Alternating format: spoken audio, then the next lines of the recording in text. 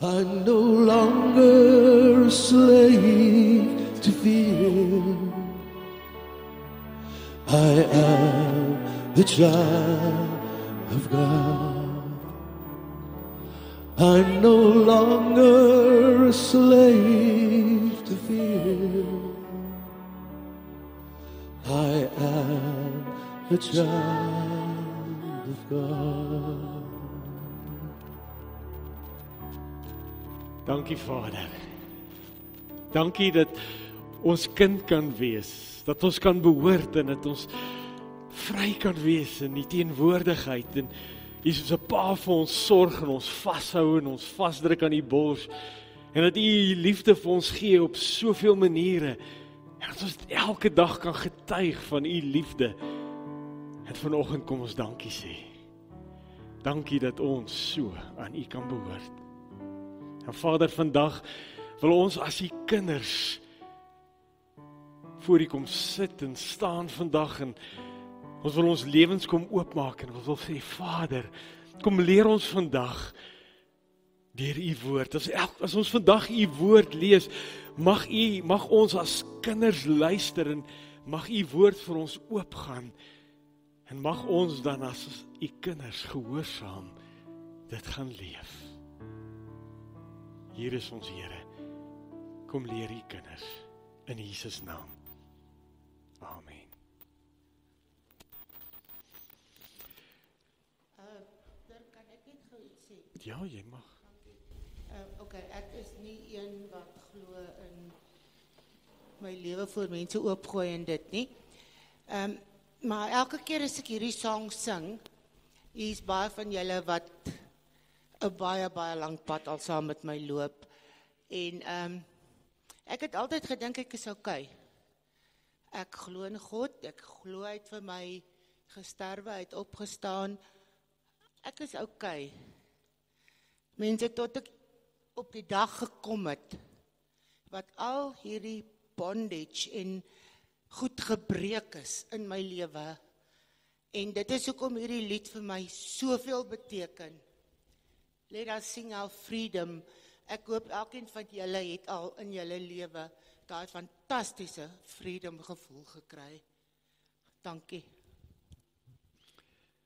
Baie dankie. Môre gemeente.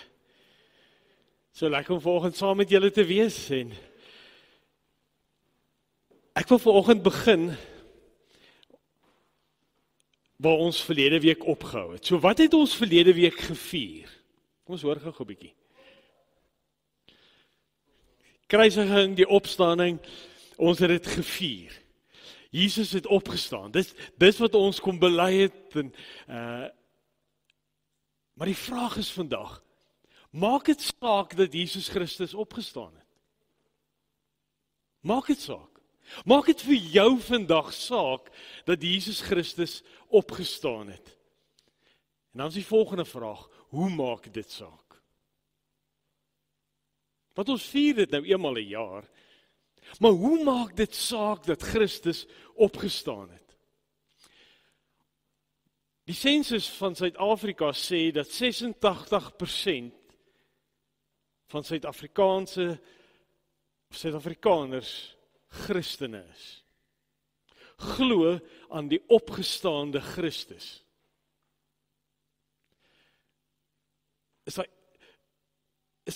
Is dit net ek wat dink daar's iets vreemd daaraan? Want as ek kyk na ons land, as ek kyk na ons wêreld, dan lyk dit nie vir my asof dit 'n Christenland is nie. Dit wat ons sien, dit wat ons beleef, dit voel net nie reg. As ons sê, ons is kinders van 'n opgestaande Heer, as ek kyk hoe dit om ons gaan nie. 86% van hierdie land glo en bely dat Christus opgestaan het. Hoekom lyk dit so in ons land? Nou is dit baie maklik vir my en vir jou vandag hier om vingers te sit en wys. Maar dis daai een, dis hier, dis hulle, dis die feit dat die land so is dalk, ek en jy is dalk deel van die probleem. Dis wanneer gelowiges baie keer stil sit, weet wat fout gaan en niks doen nie. Dat dit gaan dalk hoe dit gaan. So ons is dalk selfs partymal deel van die probleem. Ek Ek wil vanoggend vir jou kom vra. Het jy opgestaan? Christus het opgestaan. Ons het dit verlede week kom vier, ons het dit bely. Maar ek wil vanoggend vir jou vra. Het jy opgestaan? Want jy is gered vir 'n lewe in Christus. Maar jy is gered vir 'n lewe, vir 'n opgestaande lewe in Christus. Nie net vir 'n lewe om te leef elke dag nie, maar jy is gered om 'n opgestaande lewe in Christus te lewe. Die feit dat Jesus Christus opgestaan het uit die dood, moenie net 'n geskiedkundige werklikheid vir my en vir jou wees nie. Iets wat ons elke jaar, eenmal 'n jaar vier nie. Maar dit moet die begin van 'n nuwe lewe vir jou en my elke dag wees. Dit is so belangrik dat dit dat Christus opgestaan het, dat ek en jy dit vir ons persoonlik moet maak. Ons het verlede week by ons as gemeente het ons die donderdag aand het ons die nagmaal gevier voor die tyd. En ons het iets ongeloofliks beleef, want ons het die nagmaal gedoen soos die Jode dit gedoen het, soos hulle die Pesga, die Pasga gevier het, en ons het deur al daai goeders gegaan, tot op die punt waar Jesus by die derde beker die nagmaal ingestel het, en gewys het hoe hy nuwe lewe en hoe hy die verlossing is. Maar iets wat verskriklik mooi was, en is vandag nog steeds so, gaan na 'n Joodse huis toe en gaan kyk wanneer hulle die Pasga vier. Elke keer as hulle die Pasga vier, dan die persoon wat voorgaan, wat die storie vertel, wat die verhaal vertel van die verlossing wat hulle beleef het in Egipte. Al is dit hoeveel honderde, duisende jare na God hulle uit Egipte bevry het, vertel hulle die storie in eerste persoon, asof hulle daar was, en as hulle dit vertel aan die tafel, asof vertel die storie, dit het met my persoonlik gebeur, ek is 'n getuie daarvan. En vir my is die opstanding so 'n werklikheid vir jou en vir my, dat ek en jy ook so in eerste persoon moet praat, asof Christus vir my en vir jou opgestaan het, en ek moet dit 'n persoonlike werklikheid in my en jou lewe maak. Anders is dit net 'n geskiedkundige gebeurtenis, en het Christus se opstanding geen effek in my lewe nie.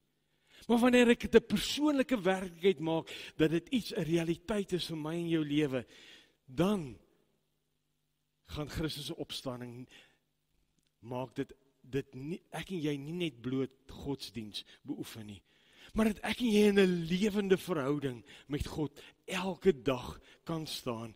En ek wil graag vir jou wys hoe Paulus jare na Christus opgestaan het, dit vir die Romeine geleer het, dat Christus se opstanding 'n werklikheid in my en jou elke dag lewe moet wees.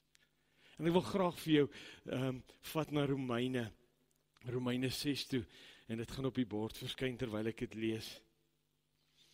Vir jou die eerste 18 verse lees.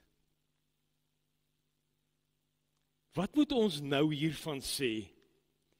Moet ons aanhou sonde doen, sodat die genade kan toeneem? Beslis nie. Hoe kan ons wat dood is vir die sonde, nog daarin voortlewe? Of weet julle nie, dat ons almal wat in Christus Jesus gedoop is, in sy dood gedoop is nie? Deur die doop is ons immers saam met hom in sy dood begrawe, sodat ons, soos Christus, deur die wonderbaarlike magsdaad van die Vader uit die dood opgewek is, ons ook so 'n nuwe lewe kan lei, aangesien ons met hom een geword het in sy dood, sal ons sekerlik ook saam met hom een wees in sy opstanding. Ons weet tog dat die sondige mens wat ons was, saam met Christus gekruisig is, sodat ons sondige bestaan beëindig kan word. Ons is dus nie langer slawe van die sonde nie. Iemand wat gesterf het, is immers vry van die mag van sonde. Ons het saam met Christus gesterwe, daarom glo ons, dat ons ook saam met hom sal lewe. Ons weet, dat Christus wat uit die dood opgewek is, nie weer kan sterwe nie. Die dood kan nie meer mag oor hom, het nie meer mag oor hom nie. Hy het gesterwe en is eens en vir altyd vir die sonde dood. Nou lewe hy en hy lewe vir God. Julle moet dus altyd onthou dat ook julle vir die sonde dood is, maar vir God lewe, omdat julle een is met Christus Jesus. Moet dan nie toelaat dat die sonde nog langer oor julle heerskappy voer en julle die begeertes van julle sterflike aardse bestaan laat gehoorsaam nie. Julle moet geen deel van julle liggame in diens van die sonde stel as 'n werktuig om goddeloosheid te bedrywe nie. Nee, stel julle in diens van God as mense wat dood was, maar lewend gemaak is, en stel ook deel van julle liggame in diens van God, as werktuig, om te doen wat God wil. Die sonde moet nie meer baas wees oor julle nie, want julle staan nie onder die wet van Moses nie, maar onder die genade. En nou wil ek na vers 17 toe gaan. Maar ons dank God dat julle wat slawe van die sonde was, met die klem op was, van harte gehoorsaam geword het aan die leer, soos julle dit deur die oorlewering ontvang het. Ons dank God dat julle van die sonde vrygemaak is en slawe van God geword het, wat sy wil doen. Het dit nie jou ook getref, veral hierdie vers 17 van vers 18 nie, maar ons dank God dat julle wat slawe van sonde was, van harte gehoorsaam geword het. En as hy praat van, omdat julle nou slawe van God geword het, daai slawe is 'n ander beeld om te sê, omdat julle nou aan God behoort, omdat julle syne is. Julle behoort nou volledig aan God, omdat julle saam met Christus gekruisig is en saam met hom opgestaan het. Dit is my ongelooflike, as jy na hierdie gedeelte kyk, dan besef mens, Jesus Christus is nie net ons token, ons daai beeld van 'n saligmaker wat ons vrygemaak is nie. Ek en jy is geroep om 'n lewe te leef saam met Christus as 'n opgestaande kind van Christus. Dis waarvoor ek en jy geroep is, om 'n lewe van opstanding elke dag saam met Christus te lewe. Die opstanding van Christus moet elke dag vir my en vir jou 'n realiteit wees. En ek wil graag vir jou 'n voorbeeld gee van hoe Petrus so 'n lewe van opstanding geleef het. Dit is my ongelooflik, as jy gaan kyk na Petrus se lewe. Petrus het saam met Jesus gestap. Hy het selfs toe Christus vir hom gevra het, wie sê julle is ek? Waar Christus sê, maar u is die Messias. Ons bely, u is Christus, Jesus. U is die gesalfde, u is die beloofde, u is die Messias. Het Petrus dit gesê? En tog is Petrus die een wat die dag toe hy saam met Christus, toe Christus gevange geneem is, het hy so op 'n afstand vir Christus gevolg. En toe so in die agterkant, en daar in die hoofpriester se tuin, waar almal gesit het en die vuur gemaak is, het daar gesit, en toe die eerste vrou gesê het, maar jy is mos een van hulle, dan ontken hy vir Christus. En hy die derde keer vir Christus ontken het, kyk Jesus hom stip aan, en dan besef hy het nou die grootste flater van sy lewe. Hy het vir Christus ontken, en daar het iets gebeur, wat hy besef het, toe Christus vir hom kyk. Daar het 'n stuk sterwe vir hom gebeur. En daar het 'n stuk bekering plaasgevind, wanneer jy sien wanneer Petrus daar kom, dan huil hy bitterlik voor God. Hy huil bitterlik daar waar hy besef het hoe hy Christus verloon het. En ek dink, daai oomblik was sy ware bekering wat hy voor Christus gestaan het, en dit het sy lewe verander. Want kyk wat gebeur, ek wil vir jou 'n stukkie lees uit Lukas uit. Toe Christus opgestaan het uit die dood uit, dan sien ons hierdie gedeelte. Dis nou die vroue, hulle het hierdie dinge vir die apostels gaan vertel, want hulle het opgestaan hulle daar gekom, en hulle het gesien die graf is leeg, en die engele het aan hulle verskyn, en hulle alles vertel hoekom Christus opgestaan het, en dan hardloop hulle, en hulle gaan vertel vir die apostels, dan lees ons, hulle het hierdie dinge aan die apostels vertel, maar die apostels het hierdie woorde na leepraatjies geklink, en hulle het die vroue nie geglo nie. En dan lees ons, Petrus egter het opgestaan en na die graf gehardloop, en toe hy vooroor buig, sien hy net die linnedoeke, en hy het teruggegaan huis toe, vol verwondering oor wat gebeur het. Dit is ongelooflik. Die apostels, wat ook saam met Jesus vir 3 jaar gestap het dit wat die vroue gesê afgemaak is. Die Griek sê letterlik as nonsens. Dis nie waar nie, is nie betroubaar nie. Sê iets van die kulturele chauvinisme van daardie tyd. En ek dink vandag is dit nog steeds 'n werklikheid. Hulle het glad nie geglo wat die vroue gesê nie. Hartseer het ons vandag nog steeds met so iets sukkel, dat dit vroue is wat altyd eerste die boodskap glo, dat daar meer vroue in die kerk is as mans. Dit is asof mans te trots is om te buig voor iemand, om beheer oor te gee aan iemand anders. Dat die kerk nog steeds vandag worstel om eer vir vroue as gelyke beelddraers te gee, om hulle te sien as getroue dienaars saam met ons as mans.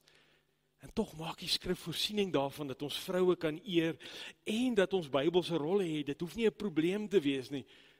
Miskien is ons baie keer so apostels met daai kulturele chauvinisme. Maar wat wonderlik is, die apostels luister nie, maar Petrus staan op en hy hardloop en om te gaan kyk, maar is dit waar? Hoekom? Want Petrus het tot inkeer gekom daar in die tuin, daar by die hoëpriester se huis, daar het hy tot inkeer gekom. En nou, dat hy hardloop om Jesus te ontmoet, besef hy, maar Christus is die opgestaan, hy is die Messias, wat hy bely het, maar nou het dit 'n persoonlike werklikheid vir hom geword. Sy lewe is ingrypend daardeur verander. Hy is nie meer die rabbi nie, hy is die Christus, wat alles verander. En dan hardloop hy, dalk omdat hy so graag begeerd het, om sy mislukking daar in die tuin, wat hy 3 keer ontken het, te kom herstel, te probeer kry. En ons sien as hy daar staan in die leë linnedoeke, dat Petrus wegstap, vol verwondering. En die vraag is, leef ek en jy soos Petrus, vol verwondering oor Christus wat opgestaan het, elke dag? Want ons nie vol verwondering elke dag leef nie, mis ek en jy uit aan 'n opgestaande lewe. Want die verwondering gaan nie net daaroor dat Christus, dat die opstanding 'n werklikheid is nie. Maar dit het Petrus met ontzag gevul, dit het hom met moed gevul, dit het hom met vreugde vervul. Christus se opstanding het gemaak dat Petrus blymoedig geword het. Want nou is dit 'n lewende Christus met wie hy 'n verhouding het. In hierdie hoofstuk in Romeine help dit ons om iets daarvan te verstaan, dat ek en jy geroep is tot 'n verhouding met 'n lewende God. Dat ek hier nie net moet kerk toe kom nie, maar dat ek en jy elke dag met daai verwondering kan leef. Ek dien in 'n lewende verhouding, 'n lewende God. En dit moet elke dag in my lewe 'n verskil maak. Romeine 6 kom vertel van 'n karakter van dood en lewe. Dat ek dood is vir die ou lewe en ek lewe nou. Dit het 'n nuwe karakter geword. Ek behoort aan Christus, 'n nuwe mens. Ek dink ek wil graag vir jou vandag 'n voorbeeld gee van 'n blinder. Die sonde het so maklik vir my en vir jou blinders geword van daai lewe saam met Christus, van 'n opgestaande lewe. Dink bietjie gou daaraan. Ek en jy tot bekering gekom. En toe ek en jy tot bekering gekom het, het ons ergens op 'n manier besef en agtergekom, joh, maar daar's nog baie van die ou lewe in my. Ek doen nog baie van die ou dinge wat ek nie veronderstel is om te doen nie, wat Christus nie wil hê nie. Ek weet nie of dit so in jou lewe is of was nie. Maar ons weet van hierdie opgestaande lewe wat moet ons hê, maar die realiteit is ons sien dit nie elke dag in ons lewe nie. En dit word soos 'n blinder in my en jou lewe, wat ons kyk vas in die sonde en dit wat ons gedoen het. In plaas van om, dink nou net bietjie, as jy in jou huis blinders gehad het, wat mooi dig gesluit het, soos daai blinder, ek weet nie as jy kan hom eers behoorlik sien nie, maar daar's 'n muur met 'n blinder wat toe is. So jy sê die son skyn. Dis weet nie, want die blinder is toe. Maar baie keer in ons lewens leef ons, hou aan om te leef en ons gaan maar net deur die motions en ons kom kerk toe, sonder het ons al so blind gemaak van die realiteit, dat eintlik die son skyn, eintlik is dit 'n opgestaan, as ons na die volgende een kyk. Want partymal moet ons net die blinders oopmaak om te besef, omdat ek nie die son altyd sien nie, omdat ek nie die opgestaande Christus altyd werklikheid sien nie, beteken dit nie hy het nie opgestaan nie. En miskien is dit nodig dat ek en jy daai opstandingslewe van Christus aanvaar, ons eie lewe, om die blinders oop te maak. Want wat gebeur is wanneer ek en jy, wanneer Christus se opstanding 'n werklikheid in my en jou lewe word, daai oomblik wanneer ek dit glo en ek pas dit in my lewe toe, dat ek nou opgestaan het, dan het ek 3 nuwe verhoudings. As daar 3 verhoudings in my lewe wat moet verander. Die eerste is, ons verhouding met Christus moet totaal en al verander. Ons moet besef dat ek en jy saam met hom een geword is. Ons behoort aan hom. Ons is deel van sy dood, deel van sy begrafnis en deel van sy opstanding. En dis nie net 'n metafoor nie. Dit moet 'n geestelike werklikheid word in ons lewens. Dan besef ons, dis 'n proses. Dis 'n proses wat ek en jy saam met Christus, 'n lewe wat ons saam met hom moet lewe, en die oomblik wanneer ek besef, wow, hier is sonde in my lewe, moet ek daar sterf. Die sonde begrawe, en ek moet saam met Christus opstaan. Ek moet daai opstandingsverhouding met Christus lewe. Ek moet in 'n nuwe verhouding met hom lewe. En ek moet dan in gehoorsaamheid van harte leef. Ek moet in daai verwondering elke dag van my lewe kom staan. Ek moet besef, wie is die Christus wat lewe? Dat hy 'n almagtige God is. En as ek besef, ek staan in 'n verhouding met die almagtige God. Maar een wat ek nie hoef bang voor te wees nie, een wat my innooi, my vrygemaak het, dan kan ek na hom toe hardloop, en dan kan ek anders op 'n manier in 'n verhouding met hom staan. Want die tweede verhouding maak dat dit 'n werklikheid word, dat ek in daai oop verhouding met Christus het. En die tweede verhouding is baie belangrik, ons het 'n nuwe verhouding met sonde. En wat is hierdie nuwe verhouding met sonde? Die sonde mag nie meer my en jou baas wees nie. Ons is vrygemaak deur Christus van die sonde. Sonde kom klop dalk nog gereeld aan my en jou se deur. Maar hy besit nie meer die sleutels van ons harte en van ons lewens nie. Maar ek en jy moet dit aanvaar, ons moet dit glo. Ons moet glo dat sonde oorwin is. Vers 14 sê, die sonde sal nie oor jou heers nie. Maar hy sal nie oor jou heers nie alleen as jy doen wat vers 13 gesê het, as jy 'n lewe lei wat oorgegee is aan Christus. Jy lewe nie meer vir jouself nie, maar jy lewe vir Christus. Dan omdat ek in 'n verwondering staan, omdat ek 'n nuwe verhouding met Christus is, ek is vrygemaak en hierdie Christus nooi my in 'n verhouding en dan wanneer sonde aan my wil vashou, dan sê ek nee, jy is nie my baas nie, ek behoort aan Christus, ek wil nie hierdie nuwe verhouding met Christus leef, ek het saam met hom opgestaan en ek sê nee vir sonde. En dan wanneer ek besef daar is sonde in my lewe, dan bely ek dit, ek gee oor en ek sê, Vader, ek wil hierdie sonde begrawe.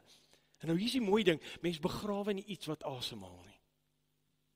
Dan wanneer ek dit bely in my lewe, dat ek nou verkeerd gedoen het, dan moet ek dit begrawe, dit moet dood word vir my. En dan kies ek om te sê, Here, nee, ek wil opgestaan, ek wil vry wees daarvan, ek wil nou in hierdie nuwe verhouding met U leef, vry van dit wat ek nou gedoen het. Dan het ek, as ek dit begrawe het, ek het opgegee, dan leef ek in 'n nuwe werklikheid, ek leef anders. Want dan begin ek om van harte gehoorsaam te raak aan Christus. Met my hart begeer ek dan om hierdie nuwe lewe te lewe. En dan begin ek hierdie blymoedigheidslewe leef wat ek by Petrus sien en wat ek by die ander disippels sien, veral na Pinkster. Toe hulle besef, maar toe hulle die gate in Christus se hande sien en in Christus hulle verskyn het hulle ook blymoedigheid gekry wat Petrus gehad het toe nadat hy daar met vol verwondering weggestap het. Dan sien ek in die vroeë kerke blymoedigheid by gelowiges. En blymoedigheid is so 'n mooi Afrikaanse woord. Dink net bietjie aan bly en moedig. Is dat ek en jy elke dag vreugde kan hê. Christus het opgestaan, is 'n werklikheid. Ek en jy is vry. Dat ons bly kan wees daaroor. En tweedens, dat ek en jy moedig kan wees. Dat ons kan beklei teen sonde, dat ons kan opstaan en voluit leef. Dat ons moedig elke dag vir die Here kan dien. Bly en moedig. Is dit ons werklikheid moet wees, dat ons so moet leef. Want as ek blymoedig is, dan kan ek in die derde verhouding ook staan. En dis wat ons lees in vers 17. Dat ons as gelowiges in 'n nuwe verhouding tot diens staan. Want dan dien ek die Here met 'n nuwe hart, met 'n nuwe lewe. Dan is dit nie uit plig wat ek die Here uitdien nie. Dan dien ek hom omdat ek uit my hart uit dit doen. Omdat ek saam met hom hierdie lewe leef. Ek gehoorsaam hom uit die hart uit. 'n Hart van totale oorgee, blymoedig. Ek en jy, as ons die lewe saam met Christus vier, is daar 3 dinge wat ons altyd moet aan vashou. Dat ek en jy saam met hom 'n nuwe mens geword het. In 'n nuwe verhouding met Christus staan, wat ons nou gesê het. Dat ek en jy, dat sonde nie meer ons baas is nie, maar Jesus ons baas is. En dat derdens, dat ek en jy saam met Jesus van harte vir God kom dien. En dat in my stap saam met die Here, in ons wandel saam met die Here, dat ons elke dag vol vreugde en vol krag en moedigheid vir die Here moet doen. Ek wil afsluit met 5 praktiese dinge wat jy kan doen om dit 'n werklikheid in jou lewe te maak. By ons gemeente het ons met 'n paar dinge begin leefstylgewoontes om ons te help in ons beoefening om saam met Christus 'n pad te stap. Ons gemeente het gekies hierdie jaar om te sê, maar ons loop saam met Jesus. So alles wat ons doen ons saam met Jesus. En dat ons 'n klomp goeters, lewensritmes in ons lewens begin inbou, om daai ding in te oefen, 'n praktyk om saam met Jesus te loop, om te leef. En ek wil graag vandag vir jou een gee. wat ek in my lewe begin beoefen het. En dit gaan oor 5 dinge wat ons moet doen. Dis in Latyn praat hulle van 'n regula, 'n gereelde oefening wat jy elke dag doen. En dis elke oggend as ek in die bed uit opstaan. As ek gaan regop sit, dan skrik ek nie wakker nie, ek staan op en ek gaan sit. En dan vra ek myself, hierdie nuwe dag, dis 'n geskenk van God. Dan sê ek daar, dankie Here, dat ek 'n nuwe dag het. 'n Nuwe dag het wat ek saam met Christus kan stap. 'n Nuwe dag wat ek kan besef, ek staan op saam met Christus as ek hier opstaan, om saam met hom 'n nuwe dag te leef. En weet jy hoe dit my lewe net die afgelope tyd verander? Om elke dag intentioneel wakker te word, regop te sit, dankie te sê vir die Here vir hierdie nuwe dag, te vra, Here, hoe nou? En as ek daar opstaan, dan sê ek, Here, vandag leef ek hierdie dag saam met U en vir U. En dan staan ek op en dan pak ek die dag net anders aan. En ek wil vra dat jy dit sal doen. En dan is die 5 dinge wat saam met dit gaan, as jy dit doen wat ek graag vanoggend vir jou wil gee. Die eerste een is 'n praktiese ding is, wandel dan in hierdie nuwe lewe. Maak dit dan elke dag 'n doelbewuste keuse om te sê, ek wil vandag met 'n nuwe identiteit leef. Ek wil leef as 'n opgestaande kind van Christus wat aan hom behoort. Want ek is dood vir die oue. My lewe moet 'n spieelbeeld wees dat ek aan Christus behoort. Dit moet demonstreer. En daarom sê ek, Here, ek wil saam met U vandag in 'n nuwe lewe leef. Die tweede ding, praktiese ding wat ek vir jou wil gee, bely ook elke dag dat jy dood is vir die sonde. Sê dit vir jouself, sê dit vir Satan, en sê dankie vir die Here dat jy dood is vir sonde en dat hy jou vrygemaak het. En dan as jy dit bely het, jy's dood vir die sonde, dan is dit so belangrik dat ek en jy moet besef dat ons nie meer met sonde kan onderhandel nie. Dat ek en jy nie meer flankeer met versoekings nie. Wanneer ons dit sien, moet ons wegdraai daarvan. Want ons bely dan dat dit nie meer ons baas is nie. Dit besit ons nie meer nie. Want dan kan ons sê, Here, ek bely, ek behoort aan U en U regeer oor my en nie sonde nie. Dan die derde ding wat ek vir jou wil gee, kies om elke dag daar waar jy sit voor jou bed te sê, Here, ek gee vandag my lewe oor aan U. Dat jy nie net sonde wil vermy vandag nie, maar dat jy sê, Here, ek bied myself aan vandag om aktief vir U te werk. Ek wil U diensknegt vandag wees. Ek wil vir U lewe. Here, hoe kan ek U vandag dien? Met my hande, met my woorde, met my hart. As dit jou gebed is elke oggend, en jy luister en jy wag dat die Here met jou praat, dink net hoe gaan daai dag anders lyk. Vierde ding, gehoorsaam God uit jou hart uit. Ware gehoorsaamheid is nie 'n uiterlike ding nie. Is nie iets wat ek en jy moet doen nie. 'n verhouding met Christus, as jy in 'n lewende verhouding met Christus, dan sê jy, ek wil graag die Here dien. Om vir die Here te sê, Here, ek moet nie, maar ek wil graag vandag vir U dien. Hier is ek. Hier is my verwondering, hier is my lewe, hier is elke stukkie energie vandag. Ek wil uit my hart uit vandag vir U dien. Want dan bepaal jy jou gesindheid, hoe jy daardie dag in God se teenwoordigheid gaan leef. En dan die 5de ding, behoort natuurlik dan te kom, as hierdie ander 4 dinge 'n werklikheid in jou lewe is. Want dan gaan jy doelgerig lewe. Dan gaan jy vra, Here, wys my, hoe kan ek U koninkryk dien? Nie hoe ek myself kan dien nie vandag nie, maar hoe kan ek U koninkryk vandag dien? Here, kom wys my, wat in die wêreld wil U hê, wat ek vandag moet aanpak?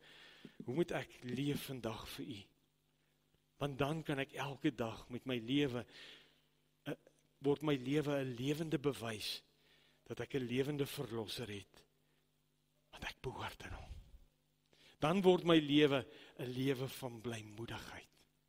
Ek leef elke dag saam met die opgestaande Here, en dis elke dag vir my 'n werklikheid. En dis elke dag in daai lewende verhouding, wat saak maak, wat 'n verskil maak. As elke gelowige in hierdie land dit gaan begin doen, so in 'n opgestaande verhouding met die Here leef, gaan ons land nie lyk soos dit lyk nie. Verhoudings gaan herstel word. Die maatskaplike situasie in ons land gaan verander word, want mense gaan begin omgee van harte, soos Christus omgegee het. Alles gaan verander, maar dit begin by my en jou. Wat Christus aanvaar as die opgestaande Heer, en sê, dankie Heer, hier is my lewe. Ek wil saam met U in hierdie nuwe verhouding leef. Ek wil saam met U as die opgestaande Here leef. Hier is ek, om U te dien, met my hart, met my lewe. Mag jy so, elke dag, hierdie opstandingslewe lewe. Dit is nie 1 jaar ding wat ons vier nie. Dit moet elke dag saak maak. Christus het opgestaan. En jy moet dit persoonlik aanvaar. Dit moet 'n werklikheid in jou eie lewe word. Mag jy so saam met Christus hierdie lewe lewe. Amen. Vader, dankie. Dankie dat ons vrygemaak is. Vader, dit het nie maar net van self gebeur nie. Dit is nie iets wat ons verdien het nie. En ons het verlede naweek, het ons kom staan net weer by die kruis. Hoe duur prys dit was, om ons vry te koop. En nog steeds is ons dankbaar elke dag, vir hierdie offer wat U deur die Seun vir ons kom bring het. Ons wil kom dankie sê daarvoor.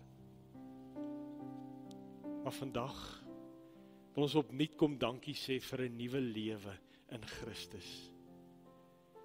En ons wil kom bely, Here, dit is nie net 'n geskiedkundige werklikheid wat ons soos 'n vakansiedag jaar na jaar wil vier en soos 'n monument oprig vir die opstanding, vir dit wat U gedoen het. En ja, ons besef, U vra vir ons om elke dag daai opstandingslewe te lewe. En hier is ons Here. Ons wil elke dag in hierdie lewe saam met U lewe, in hierdie verhouding. Ons wil elke dag in verwondering saam met U die pad stap. Help ons om opnuut in verwondering te staan oor die almag, oor die heiligheid, oor die grootheid. En dan daai besef te kan hê, dat U ons innooi om saam met U hierdie pad te stap. Dankie dat U ons nie wegstoot nie, maar Jy's innooi. En dankie dat U ons kom, saam met U kom oprig, om 'n nuwe lewe te kom leef. Dat net soos U vir Christus uit die dood uit opgewek het, so elke dag rig U ons op om 'n nuwe lewe in Christus te lewe.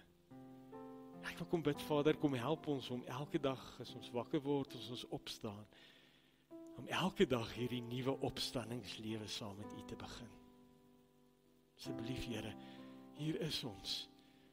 Ons wil elke dag met harte met blymoedige harte vol verwondering, met 'n hart van oorgawe wil ons U dien. Gebruik ons as U gemeente. Ek kom bid, Here, vir hierdie gemeente wat op die punt staan om 'n nuwe leraar te beroep. Ek wil kom bid, Here, dat U vir hulle leiding sal gee, dat U vir hulle die regte leraar sal stuur, om hulle te lei om so saam met U elke dag hierdie lewe te leef, om U te dien, dat Delmas Wes kan verander, omdat hierdie gemeente gehoorsaam geraak het, omdat hulle saam met U elke dag lewe, om nie te leef en vry te leef, en in gehoorsaamheid U te dien. Mag U vir hulle seën, met die regte leier, maar mag hulle elke dag in gehoorsaamheid saam met U leef, omdat hulle weet dat U die ware leidsman is, vir wie hulle volg. Ons kom bid dit in Jesus Christus se naam, ons Here. Amen. Kom ons antwoord met 'n lied van oorgawe. Hierdie lied, het is nogal 'n lied wat 'n mens moet, dink ek, partykeer versigtig sing. Want ek dink ons sê in hierdie lied, en ons verklaar, en ons gee onsself, Here, hier is my lewe. Maak dit bruikbaar voor die troon. Mag ons elkeen so uitgaan en ons mag sonder vrees, sonder terugstaan, net strydvoort doen wat die Here vir ons wil hê ons moet doen. Here, hier is my lewe, maak dit bruikbaar voor die troon. Here, neem my bede, as my hart vra na u vrede, sodat ek die lig kan sien, sodat ek u my kan dien. Dis u wil vir my bestaan, dis u wil vir my bestaan.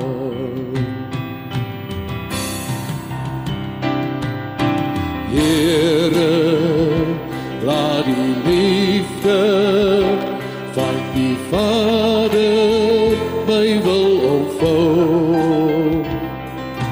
Here, laat die liefde van die Vader my diensbaar hou, sodat ek die lig kan bring, sodat ek die lof besing. Dis u wil vir my bestaan, diensbaar sal ek voor u staan. Stuur my na die wat dors het, na die water van die lewe. Stuur my na waar daar nood is, na die vrou van donker harte, sodat ek die lig kan bring, sodat ek die lof besing. Dis u wil vir my bestaan, waar u stuur, daar sal ek gaan. Dis u wil vir my bestaan, waar u stuur, daar sal ek gaan.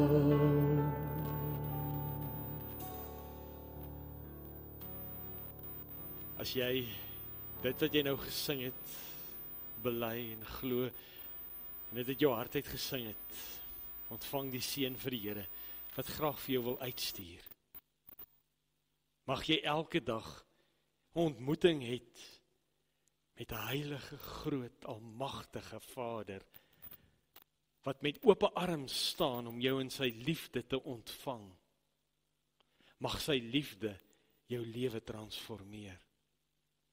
Mag jy elke dag opstaan om die opgestaande Christus te sien en hom te volg en hom te dien daar waar jy gaan, daar waar jy werk, daar waar jy skool gaan, daar waar jy tussen jou vriende is, dat jy gehoorsaam van harte hom gaan dien.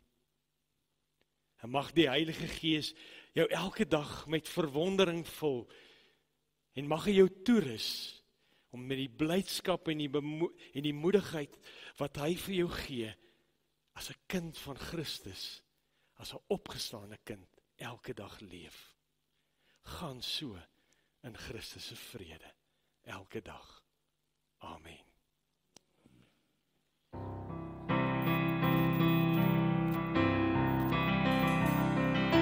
Stuur my na die wat dors het, na die water